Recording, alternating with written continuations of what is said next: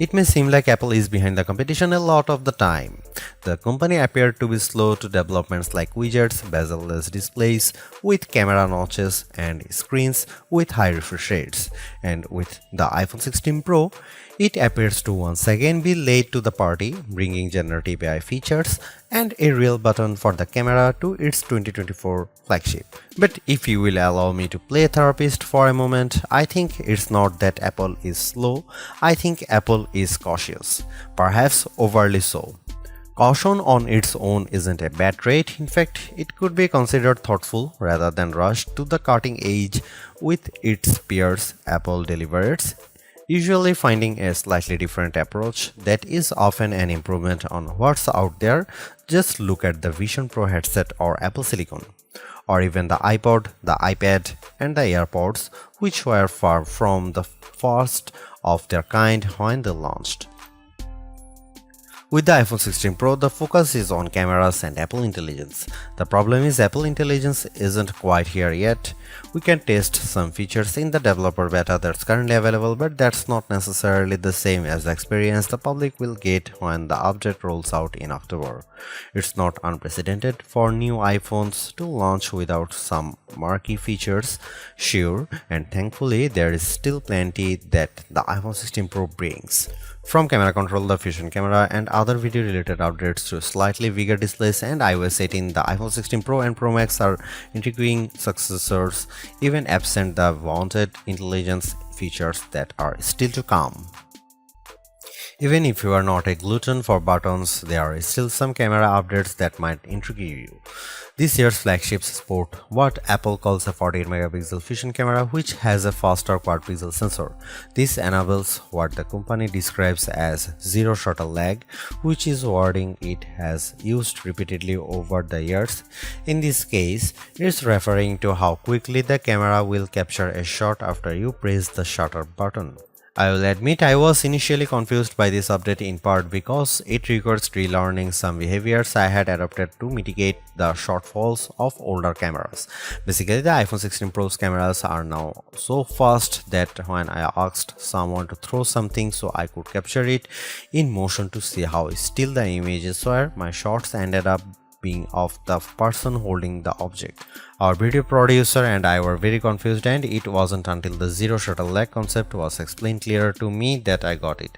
I had become used to pressing the shutter early, since cameras, in my experience, would be fractions of a second slow. Apple has become so fast that it actually captured the literal moment I tapped the button instead of the split second after, when the object was in mid-air. Depending on your mood, the new photographic styles can be fun or serious. Apple's tweaked the built-in camera filters to not only offer more options but give you greater control. Due to how the company has refined its processing each year, there is also an improved depth map captured when it detects a face in the scene. This, combined with a greater focus on color science around skin tone, has led to what might be my favorite new iPhone 16 feature. Whether I shot them in portrait mode or not, photos of people what I took using the iPhone 16 Pro were a dream to edit. Simply switching between the standard, natural, luminous, quiet, or ethereal styles already resulted in improvements to be colors and shadows, but I could also tap on each thumbnail to access the new editing touchpad and drag a dot around. This let me more precisely tweak the hues and contrast levels, and an additional slider will let me adjust how warm the image was.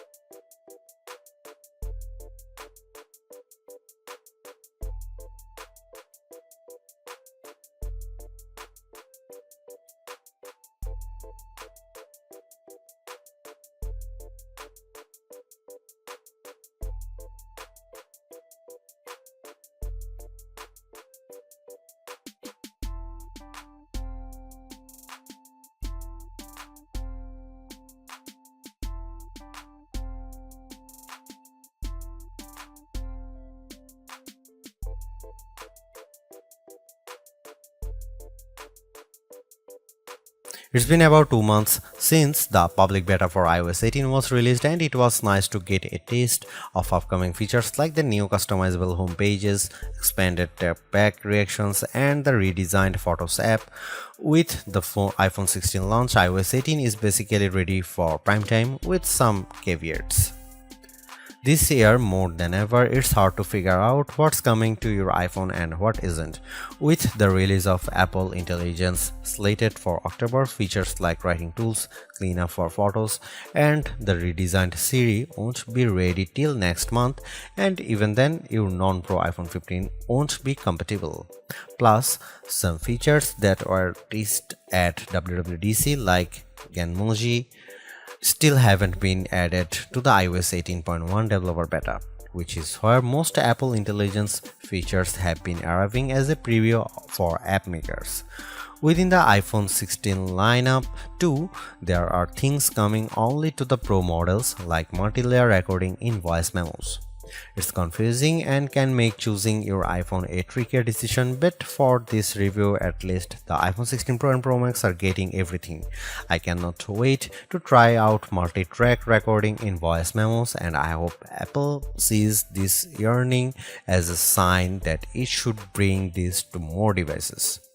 It was nice to get time with iOS 18 even in the absence of Apple Intelligence. Honestly, I'm not even sure I'd like those features that much. In a similar way, Gemini AI was nice on Pixel 9 Pro series but didn't feel like must-haves. Some of the new iOS 18 touches I noticed immediately are the refreshed control center, which took some getting used to as I had to relearn how to swipe back to the home page since there are more pages to scroll through now. I especially enjoyed seeing the new little chat bubble appears on my voice recordings, indicating that a transcript had been generated for them, and though I haven't exchanged messages with Android toting friends yet, I'm glad to see RCS support is finally live this week. Though I was excited for the new custom routes tool in Maps, I struggle to actually create them. You can set your start and end points and have the app close the loop for you, or just tap landmarks or points on the map to get the route to basically connect the dots. Unfortunately, no matter how many times I tried to get the route to cut through a building where I knew a pedestrian walkway existed, Maps reinstated me at every turn, forcing the route to go through more established paths instead. It's not unreasonable, but certainly not the open world route creation feature I was envisioning. The best thing about iOS 18 and also some new features in the iPhone 16 lineup is the customizability. I do appreciate that if you don't like something, you can usually turn it off. With the new ability to place apps outside of a rigid grid, you can now lay your home screen out just the way you like. The redesigned Photos app lets you create and pin collections so you can more easily find the pictures most important to you. And again, I'm glad Apple is giving people the option to turn off camera control altogether or adjust its sensitivity. The iPhone 16 Pro and Pro Max are powered by Apple's A18 Pro chip, which are built on second generation 3nm technology and a new architecture with smaller, faster transistors. All this is meant to deliver unprecedented efficiency according to Apple's press release. Some small software glitches aside, I have never run into slowdown on the iPhone 16 Pro, but I was certainly surprised by the smaller handset's battery life. In general, the iPhone 16 Pro would barely last a full day, which is reminiscent of the iPhone 15 Pro too. It's worth noting that before this review, I was primarily using an iPhone 15 Pro Max as my daily driver, which usually gets through a day and a half with no problem, so the drop in endurance is even more pronounced for me. Most days, I'd pick up the iPhone 16 Pro at about 9 am and would get to about 9 pm before getting low battery alerts. If I started the day a bit later, closer to 11 am, for instance, I got to 1 am before the iPhone 16 Pro ran completely dry. On Sunday, I unplugged the iPhone at about 9:30 am and was shocked on the train home to get a warning that remaining power was at just 20%. It was only 6:50 pm and the night had barely just started. You'll significantly better battery life on the iPhone 16 Pro Max, which delivers the same almost 2-day runtime as its predecessor. And sure, a phone with a smaller battery not lasting as long makes mathematical sense, but considering the Pixel 9 Pro is a comparably sized handset and manages to last about 2 days, there's no excuse for the iPhone 16 Pro to conk out before the night is up. Apple's caution is sometimes warranted, especially at a time when mistrust of AI-generated content runs rampant. The company taking its time to get Apple Intelligence right is understandable, but its deliberation doesn't always lead to winners. While I appreciate the attempt to differentiate camera control with the touch sensor for more versatility, I am not yet convinced on its usefulness. The good news is, and I cannot stress this enough, you have the option to tune it to your liking, and that's the theme I'm seeing in recent Apple features that hint at more thoughtfulness than usual. If you don't like something or if something isn't right for your needs, you can adjust or disable it. In iOS 18, you have greater control over your home screen's app layout and can pin custom collections for easier reach. In the Photos app, the action button introduced last year could have been a spectacular fail had Apple not let you still keep it as a mute switch, but it managed to give people more functionality while maintaining the status quo for those who are just as resistant to change. Change is scary, change is hard, but without change there is no progress. Apple's cautious approach is a tricky balancing act that's evident on the iPhone 16 Pro. Some new features like audio mix and custom routes in Maps delivers mixed results, otherwise like photography styles are hits. Then there are the basic ingredients like good battery life and durable, attractive designs that Apple cannot neglect. The iPhone 16 Pro's subpar battery life holds it back from beating the competition, which is stiffer than ever this year, especially from Google. Luckily for Apple, most people who have iPhones are going to stick with iPhones. It's just easier. For those already sucked into the ecosystem, the iPhone 16 Pro are worth the upgrade from a model that's at least 2 years old.